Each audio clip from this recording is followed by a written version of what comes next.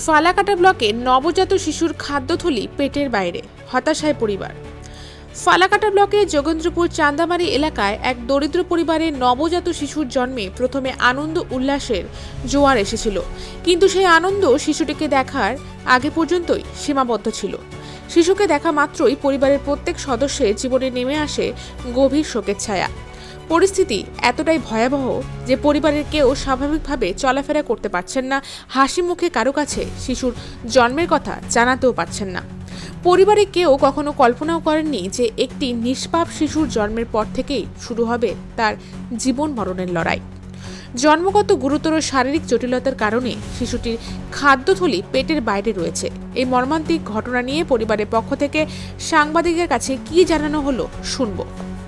বাচ্চা জন্মগত আন্ডারস্ট্যান্ড বার হওয়া হয়েছে, ঠিক আছে। এর জন্য ট্রিটমেন্টের জন্য সাহায্য তাছাড়া 3 তারিখে হয়েছে, আজকে হচ্ছে তোমার 16 তারিখ 17 তারিখ, আজকে কয়দিন হয়েছে? 15 দিন বয়স হয়েছে। সমস্যা আন্ডারস্ট্যান্ড বার হওয়া মানে ওর যে খাদ্য নলী থাকে না, ওটা বার হওয়া।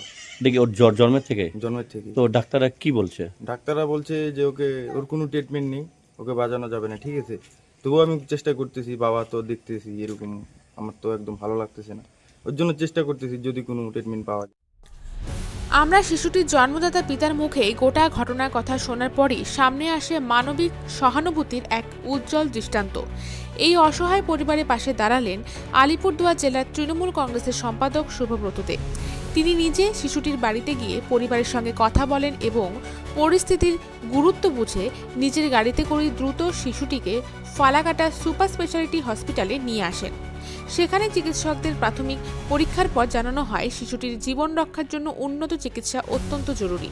সেই অনুযায়ী আগামীকাল শিশুটিকে উত্তরবঙ্গ মেডিকেল কলেজ ও হসপিটালে পাঠানো হবে।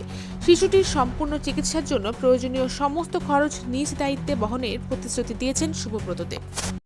আচ্ছা, জান কেন এখানে আসেন বা বাচ্চাদের কি হয়েছে, কি সাথে? দেখুন, প্রথমে আমি মানুষ। গতকাল আমি ফালাকাটের একজনের একটা ফেসবুক লাইভে দেখতে পেলাম বাচ্চাটি 14 দিন বয়স, তার খাদ্য নালীতে জন্মের থেকেই বেরিয়ে আছে। সারা রাত চেষ্টা করলাম কলকাতা এনআরএস সহ বা ভিন রাজ্যের বিভিন্ন ডাক্তার অন্যের সোর্সে যোগাযোগ করে চেষ্টা করছি। ট্রিটমেন্টটা খুব জটিল, তবুও ভগবানের কাছে, মায়ের কাছে প্রার্থনা রাখছি আমরা এই পরিবারটার পাশে আছি, যাতে এই শিশুটি সুস্থ হয়ে নিজের পায়ে দাঁড়াতে পারে।